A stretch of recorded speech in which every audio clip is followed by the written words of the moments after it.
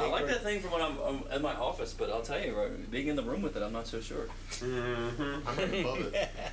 I said the first time I got you really good. We just about had to peel him off the ceiling that time. What is that? Just a siren? Oh, I hate that thing. It's an Auga thing. Exactly, it's an Auga thing. So it's it's very rural country, farmland and whatnot, right around outside. We're 5 minutes from the West Virginia border, so it's a lot of farm people, country people, mountain folk, kind of like here. So horses and apples. Right, and so people when they are, it's the big things in the high school, or high school football, or else you're a loser like me. I played soccer, so I wasn't quite cool. Not cool to play soccer in a country town. Go figure. But middle school, there was, it's pretty tough. I mean, it's a lot of people are from hunting backgrounds and families. Like, who was that? Was that your point? That like in the rural, that's who brought guns to school, was like people in rural, because they had them in their lives. It wasn't a big deal. Right. So I was in 6th grade, so this would have been 1989. I don't remember. So way before like Columbine or anything else that was ever publicized. Well, this guy, what actually happened was there was a bully threatening this kid. And he told him, I'm going to get you in school tomorrow. I'm going to kill you in school. So he brought a gun. So the kid freaked out and brought a gun to school. So he made it through the day. Nothing happened to him. And back then, it was like bus halls. At the end of the day, when everyone was waiting for their buses, they all congregated in the cafeteria. And when your bus number got there, they called you out and everybody got on the bus. So we're in bus hall. And I guess he made it through the whole day without incident. And he was, I guess, feeling good about himself for surviving the day, and was showing a buddy of his. He's like, he opened his book bag and was like, oh, look what I brought to school again. Oh, and zipped it back up, and the kid was like, oh wow, da, da, da. And one of the, I guess the teachers saw them and was like, what do you have in your book bag? And he was like, nothing. And they were like, what do you have in your book bag? And he was like, no, for real, nothing in my book bag. Like trying to like get at least get home and not get in any trouble. So it really wasn't. He didn't come into school like and hold up the cafeteria. That's not how it went down. He was almost out of the building throughout the whole day, and then the teachers went for the book bag and said, well, if you're not going to show me, I'll get it. And he opened the book bag, and that's when the kid took the gun out and was like, back up. So not that there's so he didn't shoot anybody, didn't discharge any rounds. He did walk around the cafeteria, and everybody was like freaking out. And I remember it because it was, I think it was like FFA week or something like that, and because they were selling plants, so everybody had these damn plants, and oops, cut the feed. And everybody had these plants, and when the guy was walking around, kind of not really terrorizing everybody, but just trying to figure out what his next move was going to be, because he already outed himself. He's got a gun in school. He knows he's in trouble. So a couple times the teacher tried to sneak up on him, and he like freaked out and pointed the gun at the teacher. He pointed the gun at his own head. One of his best friends had to like talk him out of shooting himself. And then he left the cafeteria, at which point, when he was out the door, then one of the teachers just said, run, everybody run, get out. And it was mayhem. Everybody took off running, and that's why I remember the plants, because there was potted plant soil and discarded plants everywhere. I had friends who went back in, this is kind of wrong, but I had friends who went back in and like went through the discarded purses and book bags and kind of had a field day with the treasure hunt situation that was. So he didn't shoot anybody. It wasn't. That's something parents didn't know until today. Yes. That's true. I did not know that one. Until today. But it was. I mean, this was way before anything like that happened. So it was. And they never did tell us. I mean, it was never. The school never sent home a letter. The only way we knew is because he told us. There was nothing in the newspaper. Right. Administrators never sent home a letter trying to explain what happened, to ease everybody's mind. Nothing. It was almost like it was no big deal. And really, it kind of wasn't. I mean, after a week, nobody was talking about it anymore. And I never even thought about it again until after Columbine happened. And I started thinking, like, everyone's like, oh, it's getting crazy. People bring guns to school now. Oh, kids are crazy now these days. And I'm like, you know what? Dude, that happened when I was in middle school. That's not really, things aren't really changing that much. It's more about, more things are getting exposed, I think. There's too much of a spotlight on there. You can't get away with as much as you used to. I think that's what's really happening, is there's more media focus on anything that's happening, which is why you see, like, what's her name? Anna Nicole Smith is on her death and whatnot reported on ABC News. Come on, dude, that is not news. That's what Entertainment Channel's for. Why is ABC and NBC? Why are they reporting that crap? I think they're reporting that because that way they don't actually have to talk about the things that are really happening. Exactly. There you go. So, what happened to the bully? Nothing. Nothing. He was nothing happened to him. Did the kid ever come back to school? He didn't bring the kids. No, he was permanently expelled. Yeah. See, the bully didn't bring a gun to school. Right. He only Alternative. terrorized He wasn't somebody the to the bad point guy. of, He right. was the good guy, wasn't Exactly. This kid's gonna Well, shoot you know you. what? I have found that out though in the school system. I work for the school system, and even when Jonathan was going through it, it's not the instigator; it's the reaction.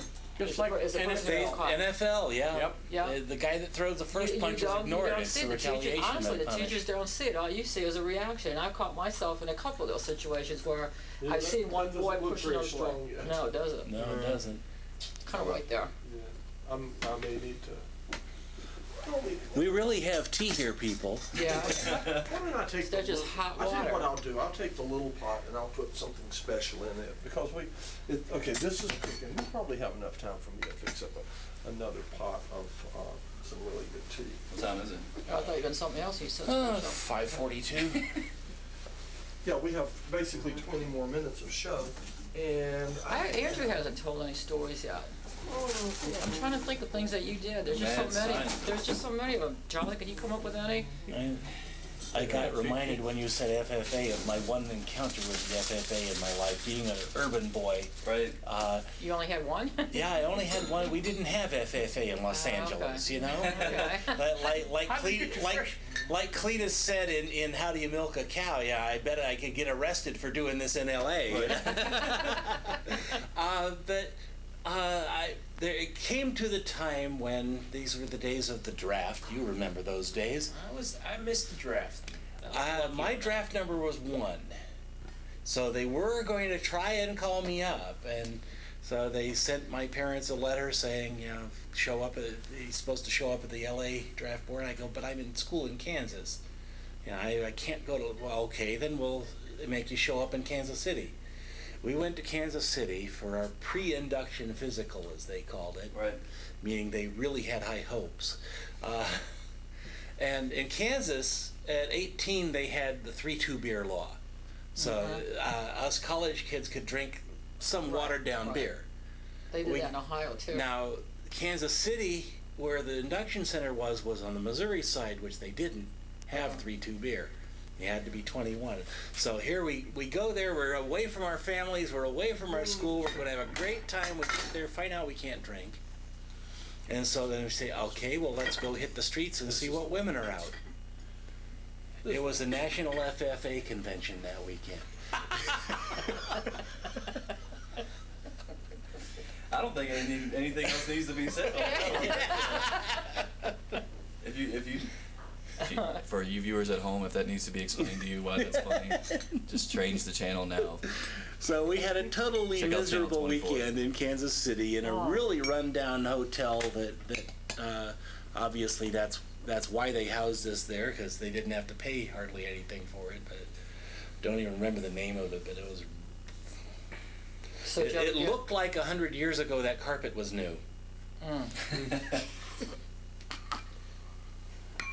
And may have been nice at that time. So anyhow, yeah. So did you get inducted? Did you go in? No, I was warned in advance, and I had a number of. I had a bit of a medical history and a psychiatric history and a this history and a that history. I wound up 4F. I had wanted to go conscientious objector, but my dad was former Marine Corps and would not hear of it. So the church said they'd support me in that. But I wound up 4F, and I didn't have to worry about that. But Vietnam was still going on, Yeah, and I'm the kind of person that would not have come home on my feet. So I lucked out, and I did not wind up going to Southeast Asia. I was thinking of 51. Korea? Yeah, that's what happened to me. Well, I was born in 52, so not quite. I'll just put that there, and whenever. Oh, you've got the tea coming now. As soon as that one whistles, pour it in. We talk about the conscientious objectives. We lived in Detroit, right? What a stone throw away is Canada. River. And they would have the Detroit rivers there, and then they had the Ambassador Bridge, and you'd see a lot of the boys just walking across the bridge going over to Canada. I was exiled to Detroit for 4.5 years in my life, so I do know that. I've been through the bridge and the tunnel and all that. And in those, I was there from about 90 to 95. And in those days, you crossed the river and it was like a magic fairyland. Windsor was just so much prettier and easier to breathe, and the whole culture was different and everything. And Cheaper booze, Be too. right back. and then they got the just before I left, they got the casino in, and it It's supposed to be changed the nice whole. now. Yeah, It changed the yeah. whole feel of it. We haven't It been felt there. like We still I have was- family there, but Yeah. and my sister would say, let's go to Windsor, go to the casinos, and every time we've been there, we just haven't been able to get over there. I don't know why. I don't know. It was like a different type of. Back before the casino, I was out with my wife, driving in Windsor, and we both had to pee real bad. So, we actually the only place we could find with a public restroom was the Greyhound station. We walk into the Greyhound station, and that was cleaner than my parents' restroom. I couldn't believe it. You know, the whole culture treats public property as something that they're stewarding rather than something they can abuse. And that's just a major issue that I wish we'd get the hang of down here. We know Hawaii's like that. We've been to Hawaii. Hawaii, I think, is wonderful. They don't have fishing license. They don't have. I mean, they figure the ocean and the food in the ocean is for the world. It's for everybody. You want to go out there and fish. That's why they have a lot of the homeless people. I mean, they're well fed because they can fish, they can hunt. If you have, was it the fruit trees were growing on their people's property, and the fruit was falling on the ground and rotting. I mean, the fruit was for anybody. You could come by, even though it was on private property, you could come in and pick the fruit and eat. If you had to be homeless someplace, Hawaii would be all right. Yeah, Hawaii's the place. But it's a nice climate, isn't it? Oh, yeah. Not my style. I'm very weird in that way. If it gets above 80, I'm really sweating badly. Yeah, see, I do too. Well, I got the hot flash Well, thing does going. it get above 80? Is it very hot in Hawaii? I thought it was I don't think it was. 70 to 80. 70 to 80. And the winds are always blowing off the Inland it ocean. gets warmer, but there's always a breeze in the That goes a long way. Offshore. Breeze goes a long Well, way. Yeah.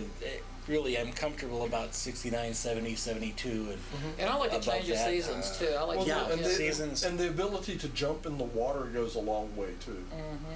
I got one summer. It was what I considered oppressively hot here in Asheville, and I thought I was sick. I mean, I was really feeling bad and had been feeling bad for quite some time.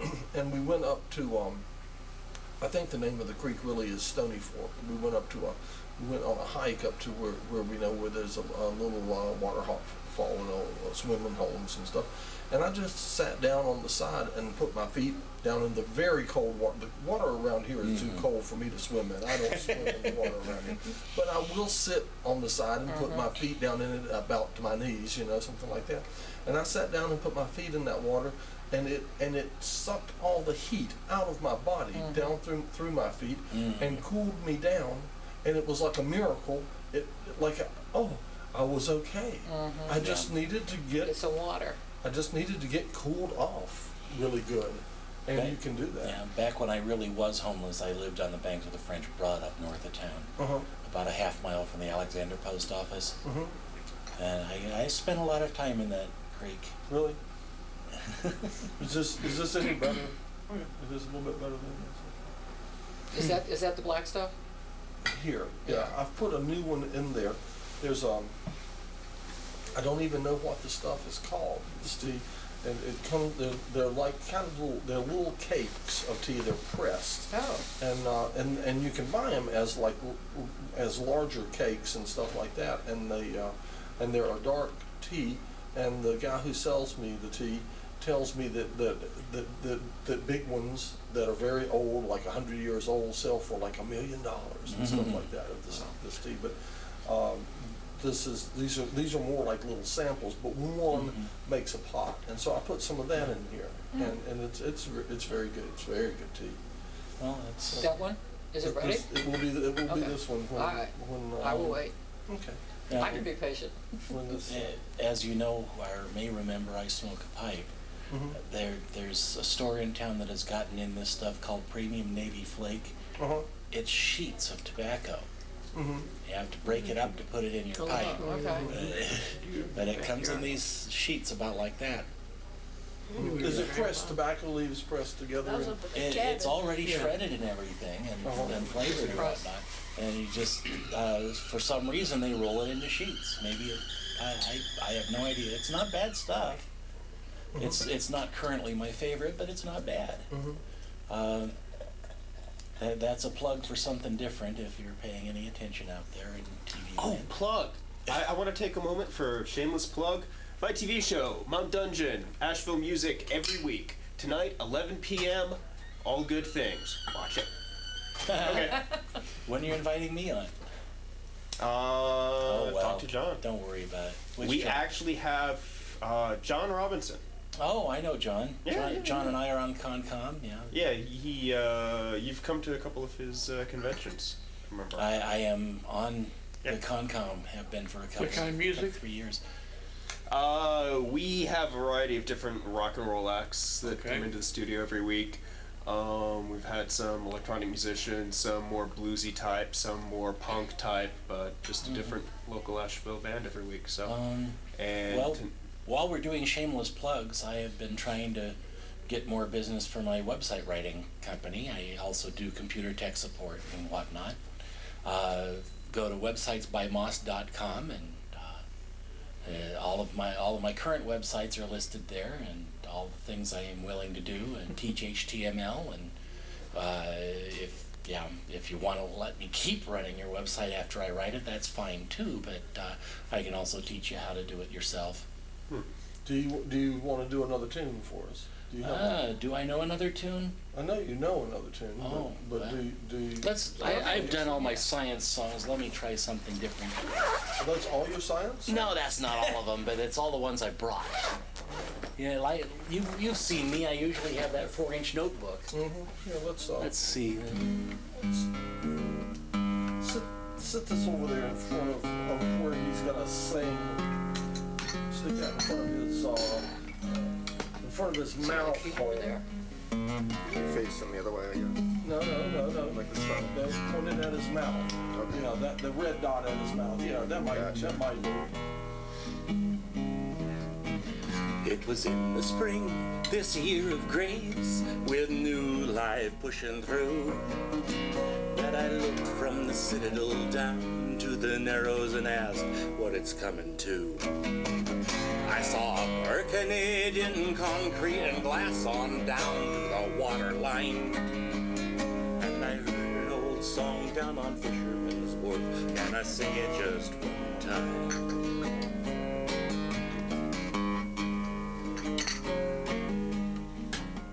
Closed eyes against the sun, for the warm wind giving thanks, I dreamed of the days of the deep-laden schooners thrashing home from the Grand Banks. The last lights done in the harbor sun.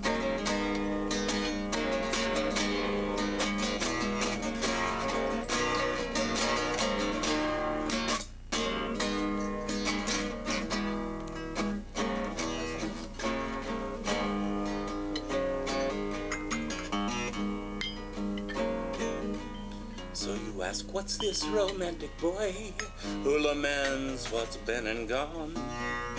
There was no romance on a cold winter ocean, and the gales sang an awful song. But my fathers knew of wind and tear of grace, with new life pushing through, that I looked from the citadel down to the narrows and asked what it's coming to. I saw a Canadian concrete and glass on down to the water line, and I heard an old song down on Fisherman's Wharf. Can I sing it just one time? Can I sing it just one time? Can I sing it just one time? Can I sing it just one time?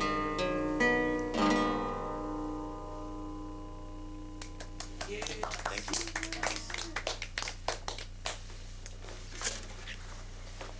Now, you wrote these songs? No, I keep getting asked that. I do write songs, and I do play them sometimes.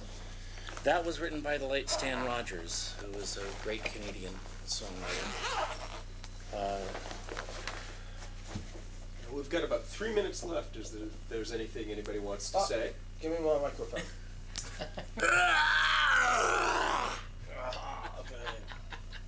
All right. Now, is there anybody who needs tea that wants some tea? Get some tea. I'm all teed out. And so I got mine. Thank you. here's to everybody. Let me see. Is it really 3 minutes? Because if it's really 3 minutes. I got a minute and a quarter on mine. Okay, we need to tell everybody this is the Mad Scientist Tea Party, your access, public TV, public access TV right here. Come on down and if you're a member and talk about whatever you want to. And remember that everything is a lot more like it is now than it ever has been. And keep those cards and letters coming in. And folks, don't forget those checks because them's what keeps us on the air. And this is the best of all possible worlds. This is the best of all possible worlds that we know of. It's a Okay. secret. With our limited intelligence. And okay, what else? Speak for yourself. Who else has something to say? I've said all my mad scientist No. stuff. Anybody else have one? Oh, it's just a privilege to We be love here. you, Asheville. Website by moss.com. Here's my plug as a mother. Take care of my son. Be kind to him. Be kind to Jonathan. That's right. You've Just in got case you didn't know to who my beat son was. him regularly with a stick. Wait, he's got to stick there. Well, alrighty then. I'll have to remember that one. Some advice from Jonathan's parents. Not endorsed by the station, of course. Well, of course. Yes. That's right.